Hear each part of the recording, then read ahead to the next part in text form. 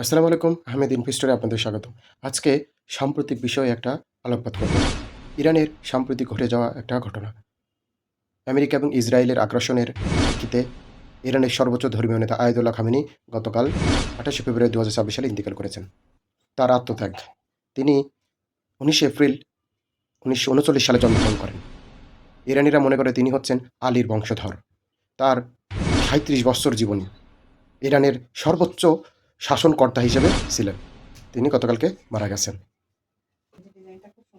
Iran প্রতিষ্ঠা ইতিহাস অনেক তথ্যবহুল এবং কত বড় সমৃদ্ধশালী ইতিহাস।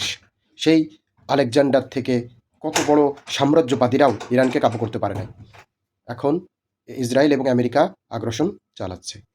সের প্রেক্ষিতে আয়াতুল্লাহ খামেনি, যিনি ইরানের ধর্মীয় নেতা, তিনি হয়েছেন সুদীর্ঘ প্রচেষ্টার প্রেক্ষিতে। তিনাকে সর্বোচ্চ নেতা হিসাবে মেনেছিলেন ইরান এর জনগণ। ইরানের রেভলিউশন হয় ১৯৭৯ সালে।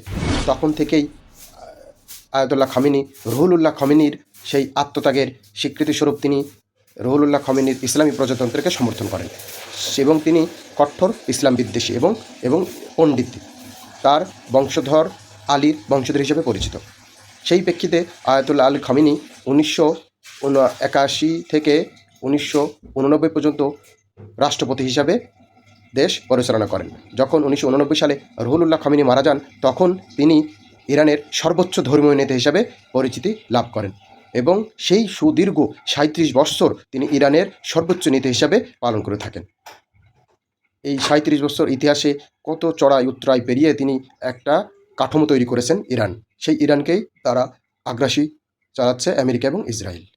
আসলে কি পারবে আমেরিকা ইসরায়েল ইরানকে দখল করতে? কিন্তু পূর্ব ইতিহাস বলে ইরানকে সহজে কোনো দেশ তার আয়ত্তে আগ্রাসন চালিয়ে কন্ট্রোল করতে পারে না। দেখা যাক কি হয়।